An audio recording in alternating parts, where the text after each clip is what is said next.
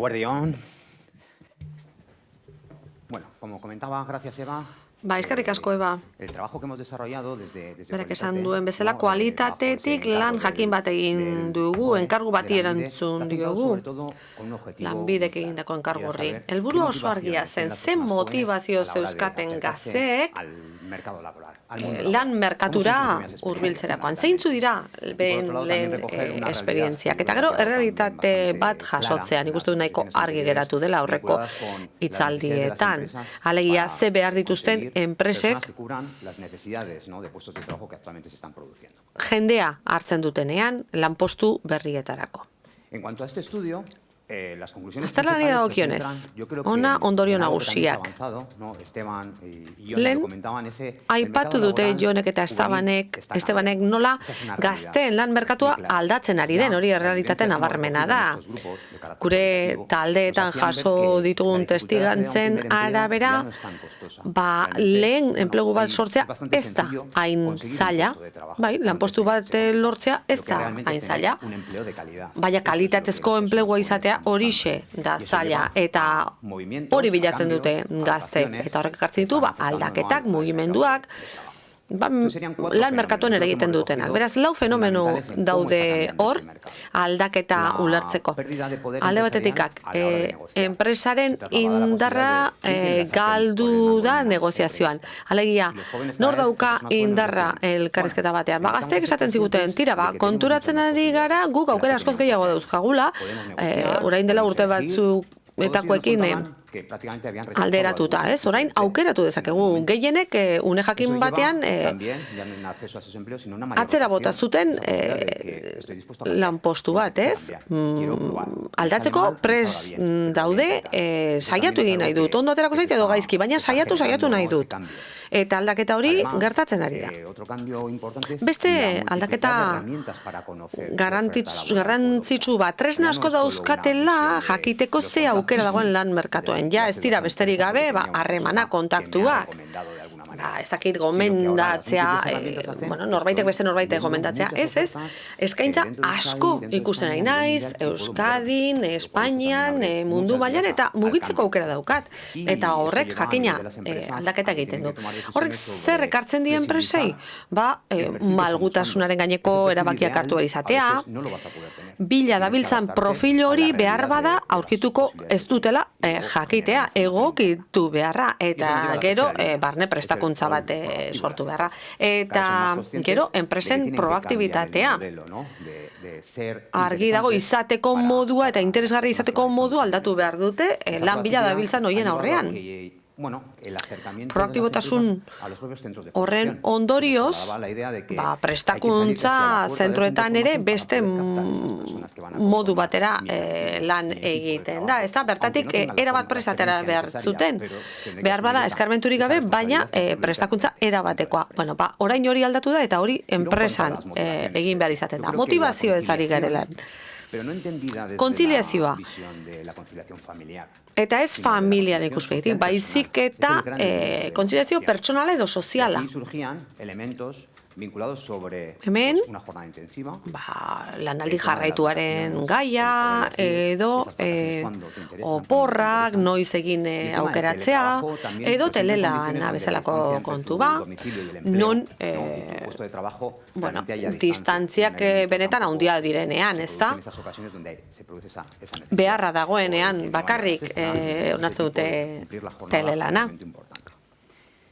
Y luego, algo que se ha comentado también, el tema del riesgo. Aipatu den beste zerbait ere bai, arriskuena, ez?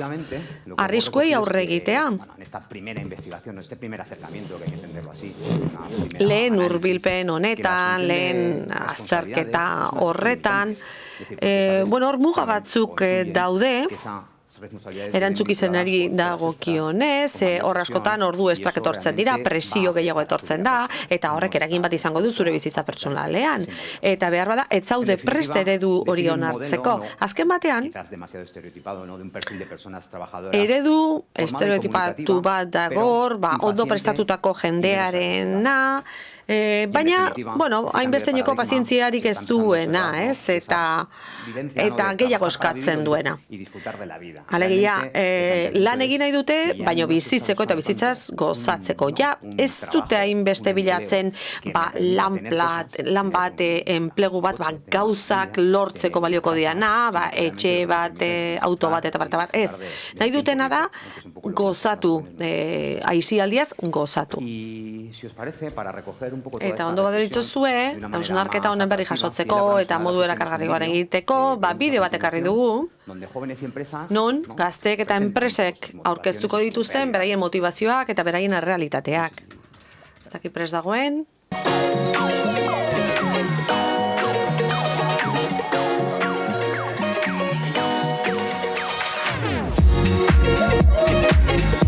La principal cualidad de las personas jóvenes a día de hoy ezaugarri nagusia egokitzeko gaitasuna da, oso pertsona ondagarria dira, aldaketetara erraz egokitzen dira, eta aldearen zerbait negatiboa esatearren, epe laburrekoak dira, arrakasta oso azkar bilatzen dute, eta jakina, lan eremuan denak du ikaskuntza garapen bat. Profilak aurkitzeko ditugun zailtasun nagusiak sektorearen beharrak berak ematen ditu. Lanpostu oso espezifikoak, oso teknikoak, oso berezituak, adibidez karbono aztarna edo ekonomia zirkularra, hori eskatzen dute. Horregatik oso profil teknikoa dira. Gazteek abantaila bat dute, besteak beste, talentu faltaz jabetuta daudelako, baita erronka demografikoa ere, negoziateko gaitasuna daukate, eta badakite zein elementuren gainean erabakitzen duten enpresa batean edo bestean sartzea. Etorkizunean denbora librea izan nahi nuke, lagunekin egotea gustatuko litzaidake, edo kalean ibiltzea eta jarduerak egitea, hori litzateke helburua. Enpresaren balioak ere garrantzitsuak dira, norentzat egiten duan lan, ze balio horrekin bat egiten ez baldin badut, ez zait, ez naiz gustura gongo hor. Lan egitetik irakaskuntza publikora pasatu nintzen, enpresa publikoan eskaintzen diren kontratuaren kondizioak hobeagoak direlako. Hasiera batean diru gehiago jasotzean niretzako garrantzitsua zen. Eta gainera, enpresa publiko batek eskaintzen dizun kontratua iraunkorragoa da. Actualmente sí que creo que tenemos más capacidades. Gaur egun gaitasun gehiago daukagula uste dut, lan egiteko, pertsona prestatuagoak gadelako, lan gehiago dagoelako, Espainian edo Espainiatik kanpo, eta horrek ordutegia, soldata, baldintzak eta bar negoziatzeko aukera ematen digulako. Euskaditik kanpo lanpostu bat eskainiko baliate batera ingontzateke dudarik gabe, atzerrian jendearekin lan egiteak ematen dituen aukeragatik, kultura ezberdin batekin lan egiteko horrek asko ekartzen baitu. Nire ustez, lanpostua aldatzea ez dugu ikusi behar porrot bat bezala, ezta? Baizik eta aukera berri bat bezala ikusi behar dugu. Azkenean, gazteoi lan mundua eskaintzen dizkigun aukerak oso zabalak dira, ezta? Sektore asko ditugu gure eskura, eta nire ustez, ez dugu beldurrik izan behar pausu bat aurrera emateko. Nik nire kasuan apostua egingo nuke, hori lan baldintza hobeagoak edukitzeko eta azken finean aurrera egiteko.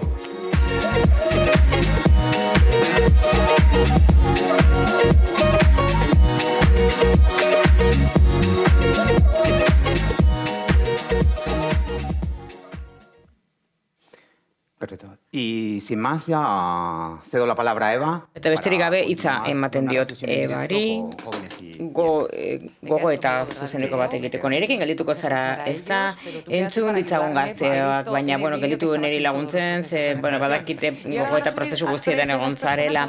Orain, igoko dira ikusi ditugun 3 pertsonetako 3. Ainhoa García, Xabier Santiago eta Raquel Reyes. Txalo bero bat 3rentzat.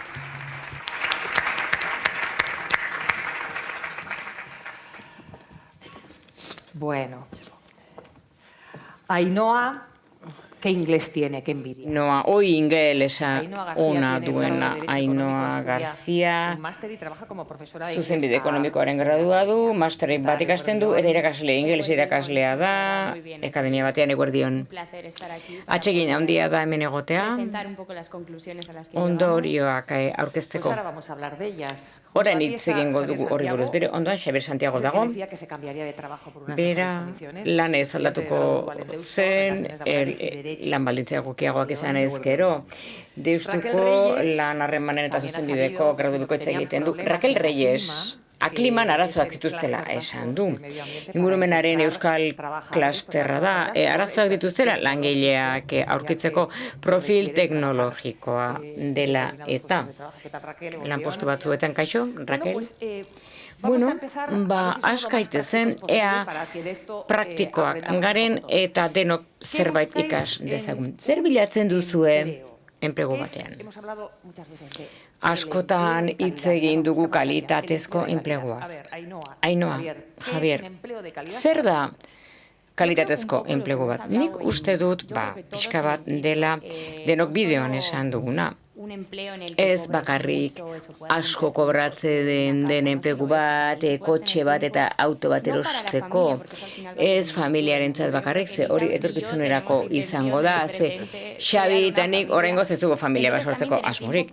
Beraz, denbora izan ere kirola egiteko, jarduerak, lagunekin egoteko, eta etxean egoteko ere familiarekin edo bakarrik.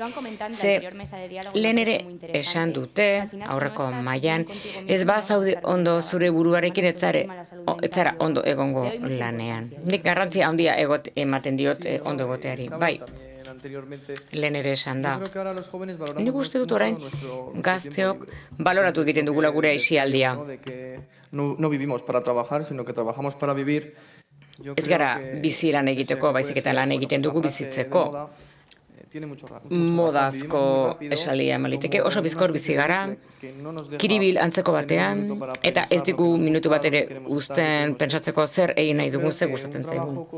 Beraz, lan baldintza egokiak dituen lan bat, izan behar du kontziliatzen utziko diguna, oporrak izaten utziko diguna, lan pendientez egoteko, eta mezuen pendientez egoteko, 40 urtetik gorakoak flipatzen ari dira, ez? Ni bezala.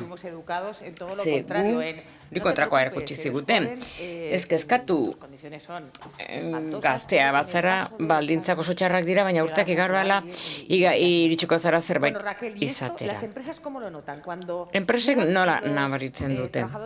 Hau da, gazteak iristen direnean enpresara, hau ikusten duzue, zer eskatzen dizue? Bueno, oso argi esan dute.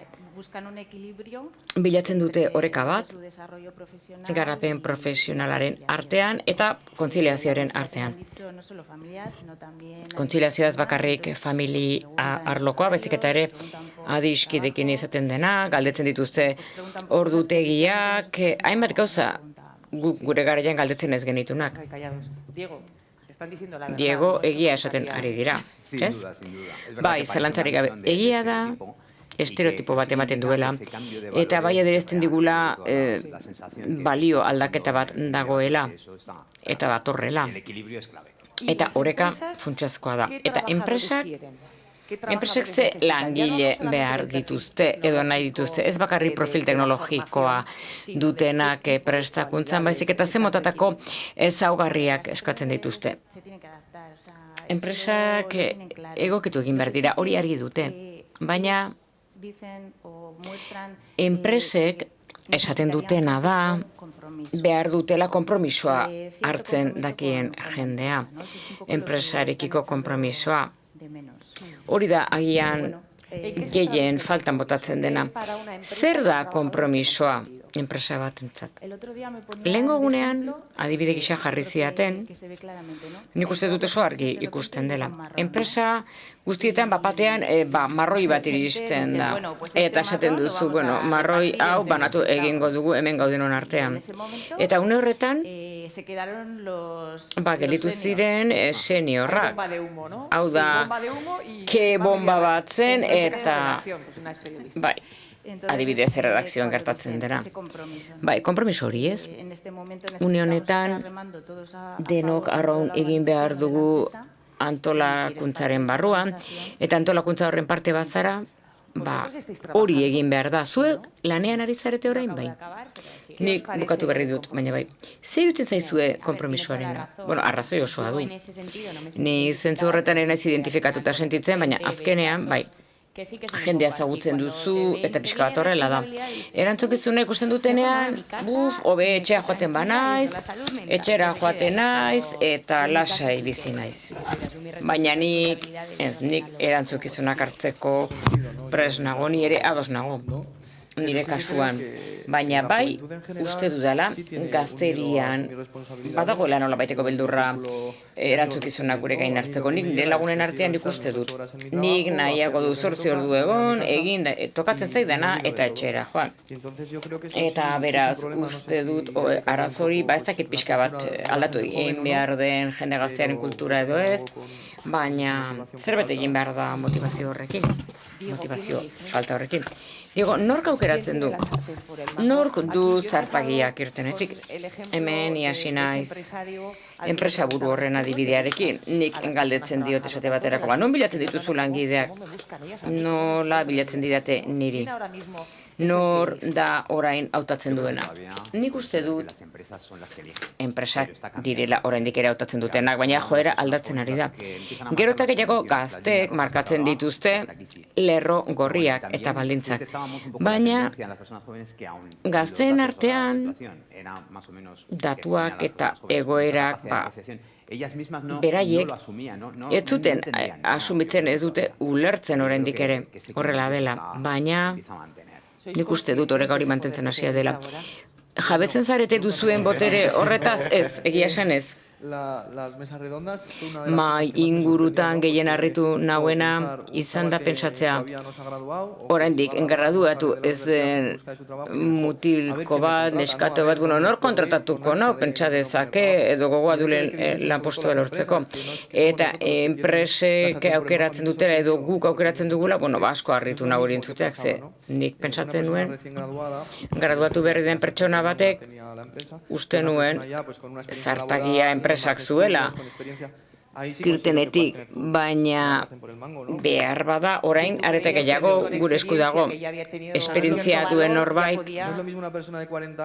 ez da gauza bera 40 urteko pertsona bat 15 urtean lan egiten ibili dena enpresa potente batean edo graduatu berri dena. Hori pentsatzen nuen, baina Raquel, zure iritziz, nork agintzen du? Nik uste dut orain negoziatu egiten dela. Lehen, jende asko zegoen enpresa batean lan egiteko prest, eta orain ez duzu hainbeste ez duzu non aukeratu, horren beste. Baina guk ingurumen arloan zailtasunak ditugu, baina ez horren beste. Maila teknikoan ze jende prestatua falta da ingurumen arloan, baina ingurumen sektorean asmoa duen sektorea denez, eta belaunaldi berriek badute hori, hau da, ari dira bilatzen inpaktu positiboa duten enpresak gizartean, beraz asko etortzen dira guregana ingurumen arlora. Hor egoera pixkatxo bat hobeago xean gaude. Nola dago la merkatua?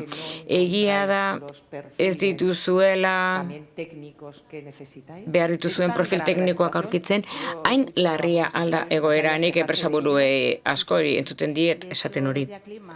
Aklimatik eta aldundiaren eskutik hasi ginen talentu arloan lan egiten eta gure enpresek gero eta profil gehiago eskatzen zikute eta kosta egiten zaien aurkitzea. Beraz ere bideak bilatzen ari gara prestakuntza eskaintzeko eta enpresetan sartu alizateko, baina enpresek orain behar handiak dituzte.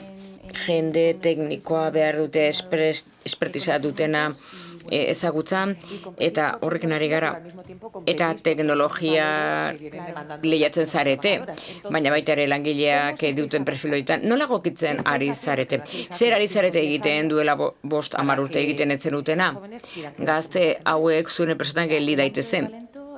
talentu arloa, klaster barruan, lantzen ezen zerbait zen, lantzen ezen zerbait zen, baina orain gure plan estrategiko barruan dago. Hau da, pertsonak erakartzeko eta horretarako hainbat ekimen garatu ditugu, enplegu atari bat dugu, Aklima Talent du izena, gonbidatzen zaituztet ikustera, aliantzak sortzen ari gara enplegu eragileekin, profil horiek aurkitzeko, gaur behar direnak eta etorkizunan ere beharko direnak, eta gure ustez, rol berriak ekarriko dituztenak enpresen barruan. Eta hemen, ingurumen postuak bakarrik ez dira. Industria arloan ere eskatu egiten da gaitasun, jasangarritasun gaitasun horiek izatea sartu alizateko. Diego, enpresak egokitzen ari aldira, ze ikusten zen lan talde horietan? Etzen gehiagik sakondu arlo horretan.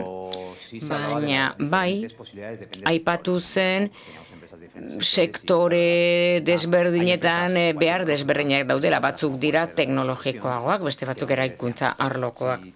Beraz, nik gaitasuna badut telelan egiteko, eta badire enpresak gaitasun hori dutenak, baina nola egiten dut nik aurrez aurreko tasun hori bultzatzeko?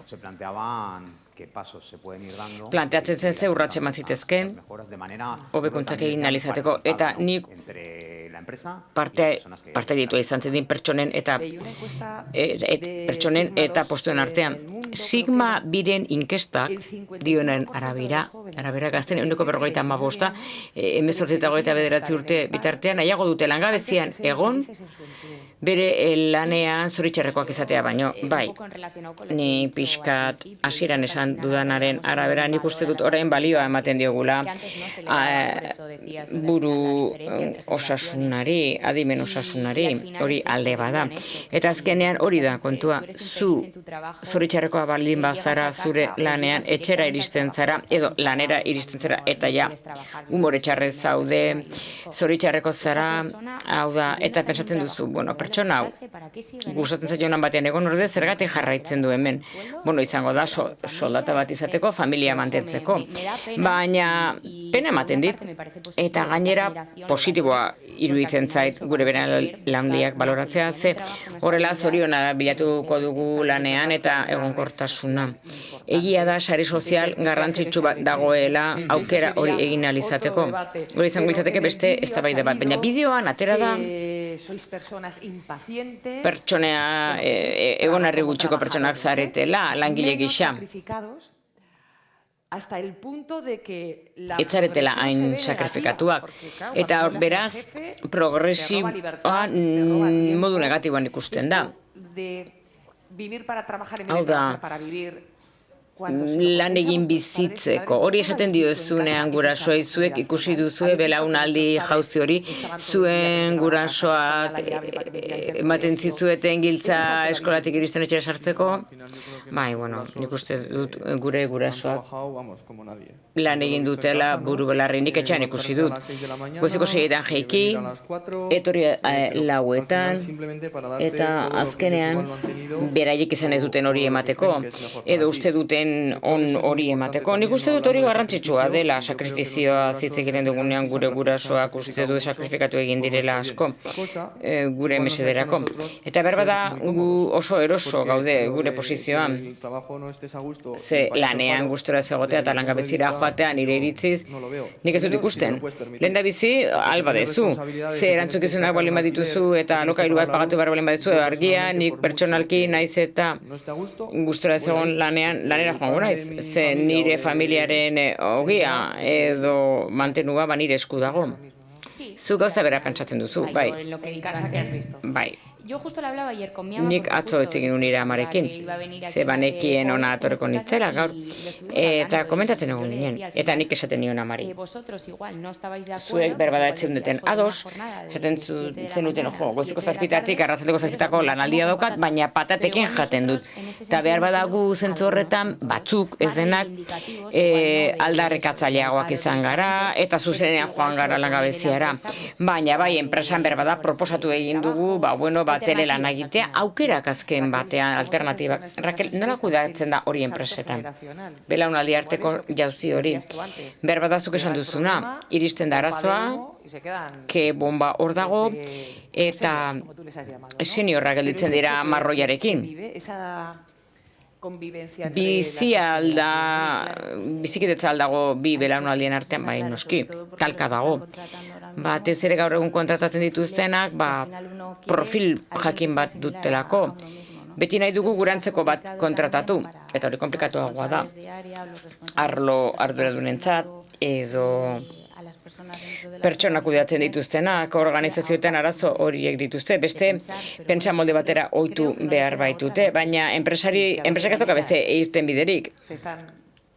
Hau da, iritsiko da une bat, ze gogoeta hori zen, ez? Ikustea ea balioak berberak ziren, talka egiten zuten, edo konpaginatu zitezken. Bai, bueno, elementua komplexua da, akordio bat aukitzea enpresaren berren artean eta gazten motivazioen artean. Eta badago nolabaiteko joera bisibilizatzen ari dena. Hau da, goi formazioa duten pertsonak, enpresa pribatutik pasatu direnak eta bere bizitzaren une batean enplegu publikoara pasatzen direnak eta realitate hori ere ikerketak ikusi du horrela dela. Eta hor, alde pribatu horretatik pasatuta, nahiz eta ekonomikoki onuragarri ez izan, lasaitasun handiagoa du, arrisku gutxiagoa du, eta egonkortasuna, eta batzuetan elementu hori azken aldian baloratua da. Eta enplegu publikoaren aukerak badaude, sortzen ari dira eta lehiatu egiten dira enpresa pribatuarekin. Bueno, amaitu egin behar dugu zein, ditzateke zure lan ideala. Baldintzak edo. Bueno, ordutegi ona dutena, nire lan bizitza eta lan bizitza soziala batera ditzaketenak, baita ere balioak partekatu tekenak, hau da, ez egotea serre eta kontra. Hau da, lan egiteko gogoa izatea, ez egundoko gogoarekin, baina lan egiteko gogoa, gogoz joan daiteke, bai. Behar bada ez da nire momenturik zoriontsuena, baina bai, Xabier, nire kasuan gustatuko litzaidake langiroa ona izatea. Ez dugu asko hitz egin dirusariaz, baina hitz egin daiteke. Baina guk egiten dugun lana baloratua egon dadin zentzurretan, diru aldetik, eta ordutegi ona duena. Ordutegia biek esan dute. Raquel, eta zein da langile ideala? Prest dagoen pertsona eta gero konpromisoa duena enpresarekin. Nik uste dut, horiek direla bi alderdi nagusiak gaur egun. Bueno, hoxe dena oso laburtuta, baina egin dugu. Kontatu dugu talde hauetan zer egin duten, lan talde hauetan. Diego Fernández, Raquel Reyes, Xabier Santiago, Ainhoa García, mila esker kontatzeagatik. Eskerrik asko.